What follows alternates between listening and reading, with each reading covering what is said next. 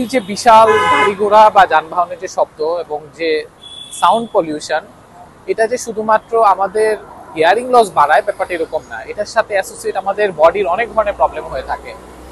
কিরকম problem? Like আমাদের সবচেয়ে বেশি সমস্যা যেটা হয় সেটা হচ্ছে উচ্চ রক্তচাপ বা হাই ব্লাড প্রেশার, যেটা আমাদের পরবর্তীতে স্ট্রোকের কারণ হয়। তাছাড়া আমাদের প্রপার ঘুম হবে না যদি এই নয়েজ পলিউশন বা এই অনেক বেশি শব্দ দূষণের মাঝে সবসময় থাকি।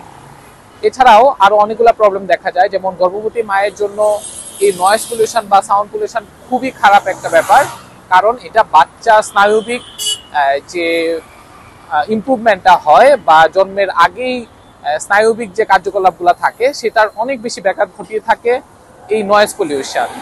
তাছাড়াও আরো অনেকগুলো প্রবলেম আমরা দেখে থাকি যে নয়েজ পলিউশনের কারণে মেজাজ খিটখিটে হয়ে যায়, ঘুম প্রপারলি হয় না, আমরা অ্যাটেনশন দিতে পারি না।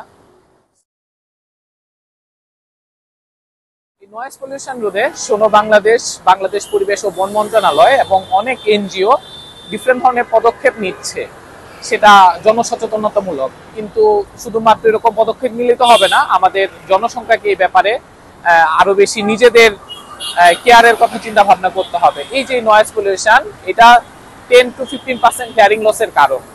সো আমাদের হিয়ারিং লসটা যেন না হয় এবং হিয়ারিং লসের অ্যাডিশনালি যে প্রবলেমগুলো হয় সেই প্রবলেমগুলো থেকে বাঁচার জন্য আমরা অতিরিক্ত নয়েজের জায়গায় আমরা ইয়ার প্রোটেকশন ডিভাইস ইউজ করতে পারি। তাছাড়া অযথা হর্ন বাজানো বন্ধ করতে পারি এবং অনেক বেশি সাউন্ড যে হয় যে গাড়িগুলা, সেই গাড়িগুলাকে বন্ধ করার ব্যবস্থা করতে পারি।